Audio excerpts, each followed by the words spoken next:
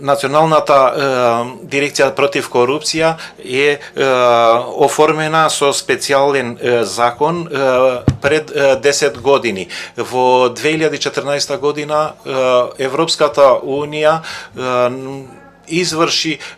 издаде еден извештај за борбата против корупција за сите 27 земји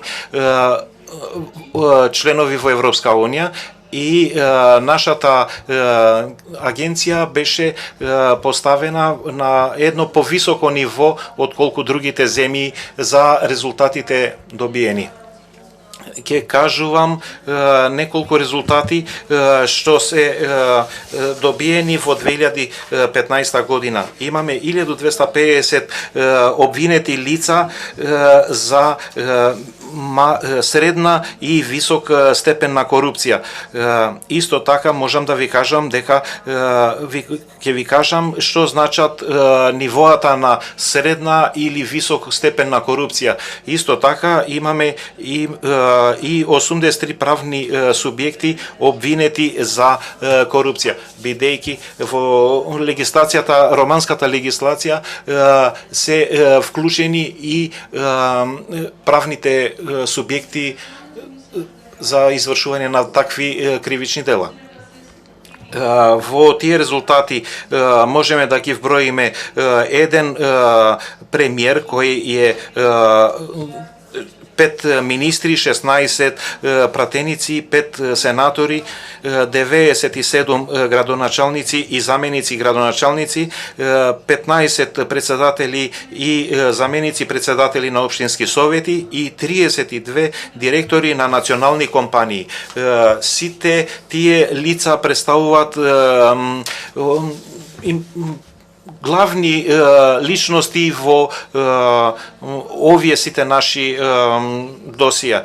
Како обвинител не е само битно да се отвори предмет и да се следи, треба и да се оконча тоа. Ефикасноста на работата на нашите колеги обвинители излегува дека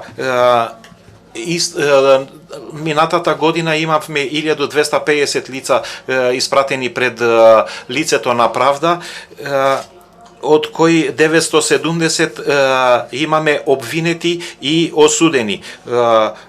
Можам и да ви ги кажувам, тука се гледат дека имаме 18 адвокати, имаме 11 обвинители и 8 суди, министер, сенатор. Значи, во другите случаи се уште во тек на постапка.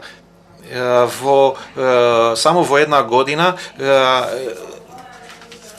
агенцијата бараше и мерки притвор, привремен притвор за 6 пратеници, 2 сенатори и 1 судија на Уставниот суд.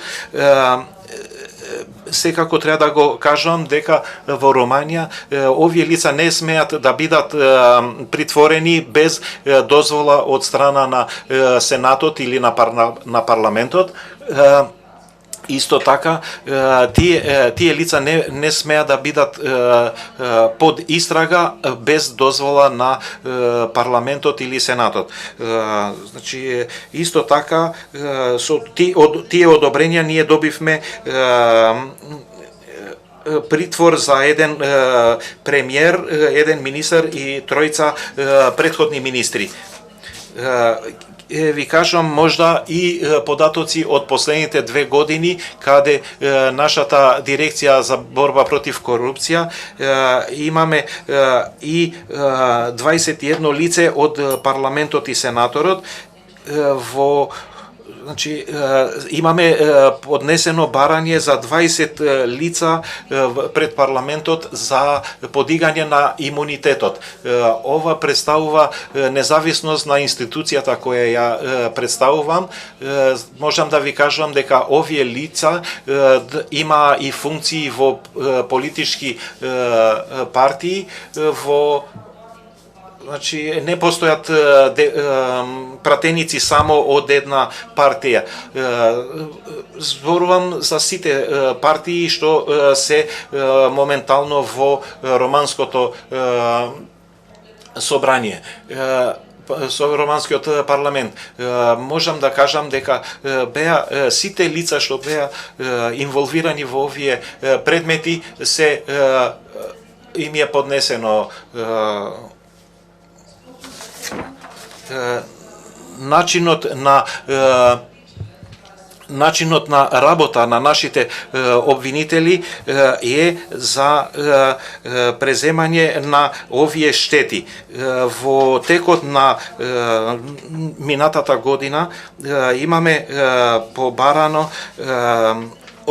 мерка одземање на добрата за повеќе од 500 милиони евра. Имајќи во предвид легислацијата, правните инстанци во Романија добиле над 195 милиони евра повраток на средствата од овие криминални дела. Во повеќе од 93% од случаи дирекцијата го добива решението за овие, позитивното решение за овие активности. Секоја година Европската комисија врши извештај за механизмот за соработка и во кој се внесени и резултатите поготово од Националната дирекција за борба против корупција. Е многу тешко како дека овие бројки ни покажат дали институцијата има ефикасност во работењето или не. Е многу битно да се каже системот, правниот систем од одредената земја, и е многу тешко да се прави разлика меѓу слични институции кои работат во различни земји, бидејќи еден од битните индикатори е довербата кон таа правна институција. Нашата дирекција поддржува 61,2% од довербата на народот. Исто така имаме доверба, имаме најголем степен на доверба дадена на некоја институција во Романија. Ова ни е многу битно и во текот на презентацијата ќе ви кажам зашто, бидејќи бројот на граѓани што поднесуваат жалби или пријави до нашата агенција, имаме 87% од пријавите се дојдени од јавноста. Сигурно дека се жалиш кон институција во која имаш доверба. Со тоа се направи промена на менталитетот на граѓанството. Ќе пробувам да ви кажам во неколку збори како ги добивме овие резултати. Од моја гледиште се многу битни предусловите за ефикасност на борбата против корупција. Сигурно дека едно е стручна специализирана структура на вработени. Сигурно дека обвинителите се специализирани во овој домен, но начините на решавање на тие проблеми се многу софистицирани, многу тешки. Затоа имаме и специализирани структури за борба против корупција на високо ниво. Имаме и друго оделение што работи во однос на организиран криминал или тероризам. Друг инструмент многу битен е соодветно законодавство. Џабе ако имаме храбри обвинители, активни, кои не ги имат соодветните законски алатки. И една од најбитните е преземање на административни и раководни мерки за финансиските средства, за многу пати, многу активности ни се поврзани со Министерство за финансии, кој е врзан директно за буџетот. Значи, што можам да кажувам за организацијата, организирањето на ова дирекција, битно е дека обвинителите се слободни во нивните активности. Ова независност во нивните активности сигурно дека не ни дозволува да правиме кога и што сакаме, но слободата е многу битна. Кога отвараме некој предмет против некое лице што е многу битен во општеството или има голем имот, сигурно дека обвинителите нема да бидат отстранети од предметот, нема да бидат избркани од работа. Ова е многу битен фактор во тоа.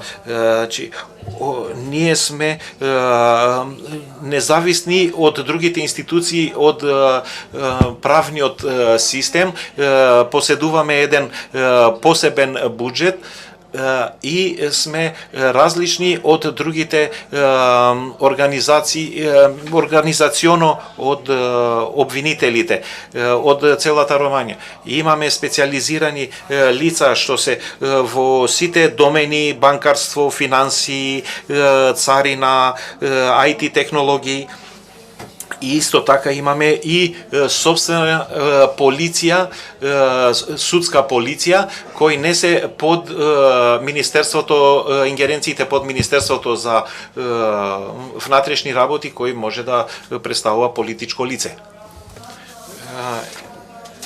Можда ќе ви се причинат како големи овие бројки, но во Романија имаме, имајќи во предвид дека Романија има 22 милиона жители, бројот на обвинители во Романија е 2400, дирекцијата има поседува 195 обвинители, последните 5 обвинители им беше дозволено поради зголемениот обем на работа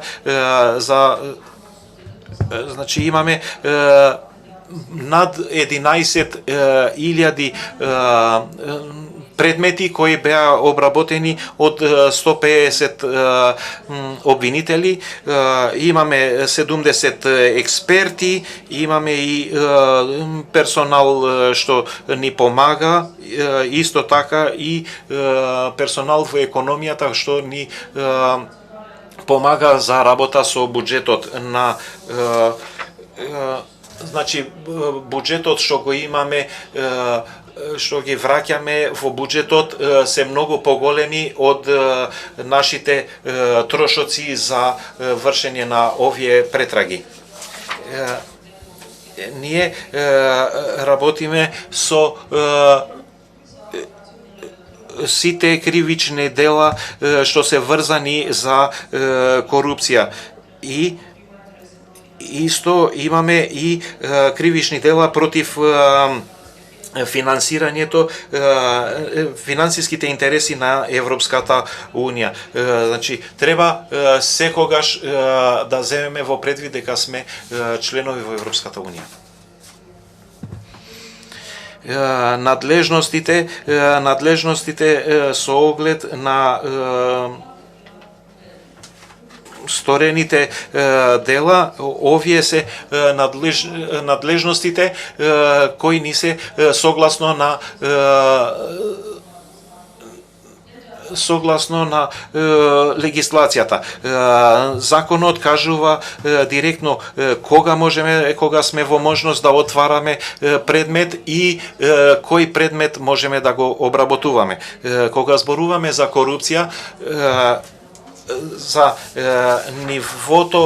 нивоата на корупција, предмет над 10.000 евра е во надлежноста на дирекцијата, националната дирекција за борба. Например, доктор ако добива мито 7.000 евра, не потпаѓа под надлежностите на дирекцијата, националната дирекција. Судството кај нас ги направи тие разлики за да можеме да работиме на едно повисоко ниво. Исто така околу материјалната штета која треба да биде над 200.000 евра или над 1.000.000 евра, кога се зборува за надавањето за јавни набавки или други такви материјални штети. Значи, може денес да биде 800.000 евра, а другиот ден треба да се качува над 1.000.000 евра. Обвинителот што го работи случајот треба да го поднесе одма во националната дирекција како висина на штетата. Ако едната од лицата што се влезе, ако делото е сторено од некој од лицата што се напишани тука во слайдот, добиват мито, тогаш тие се во надлежноста на националната дирекција. Сите овие лица во случај може да бидат предмет на нашата работа. Ексклузивната надлежност се во делата против финансиските интереси на сите општества и зависи од лицата кои ги имат извршено. Друго што сакав да кажам представува легислацијата. Е многу битно при промена на законите, тие што ги применуваат треба да бидат прашани. Секако дека ние не треба да да даваме решенија. Ние треба да укажеме на правосудството и на нашите пратеници кои ни се нашите потреби. Исто како што се работеше и во другите европски земји, ние за среќа во последните години Романија ја прифати модерната легислација кога зборуваме во доменот на алатките со кои работат обвинителите. Зборуваме за работата на обвинителите, например кога работиме против некој пратеник и генералниот обвинител отвара против нас некој случај и сме прошетани од едно обвинителско во друго ради потешко решавање на проблемот. Се тоа е внесено во законот. Друг инструмент за борба против корупција е обврската на другите државни институции, поготово за институциите за контрола, за пријавување во националната дирекција за идентификација на коруптивни дела. Ова е исто и за лицата што вршат контрола и службите за информации и исто и за другите обвинителства на територијата на Романија. Инструменти за ефикасна легислатива, на слайдот се напишани неколку, ние не ги пронајдовме институциите што ни се потребни. Овие институции се користени во сите правни системи за борбата против корупција и организираниот криминал. Повеќето се преземени од америчката легислација и од европската легислатива. првична институција е прикриена институционализација,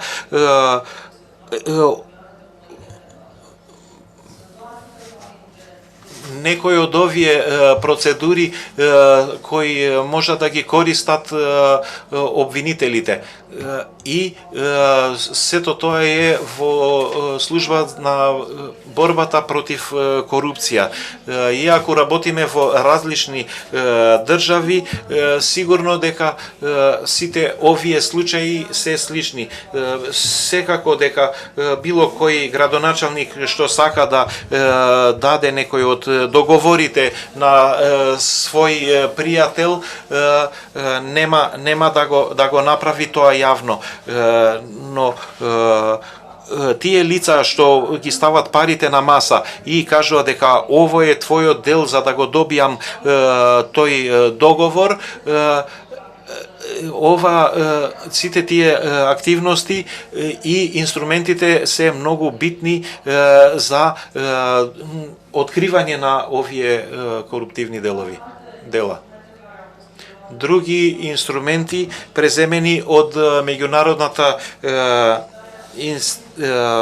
е продолжена конфискација. Како последица на преземање на европска директива се користи од 2012, бидејќи тогаш е имплементирана во Руманија и овој проблем е за конфискација на лица кои вршеле кривични дела за корупција. Во минатите години имавме проблеми со јавните функционери кои имаа по 4 куќи. Една куќа беше на името на мајката, не битно дали мајката немаше примања, една куќа беше на името на синот, една куќа и така функционерот кој немаше проблеми немаше доволно пари од плата да живее, тој имаше толку многу добра. Овој закон ни овозможи да си ги преземеме назад овие добра и кога докажуваме дека примањата на тоа лице не можеле да ги покријат сите купувањето на сите овие добра, ние имавме лице кое доби 10.000 евра, а купил куќи од 500.000 евра.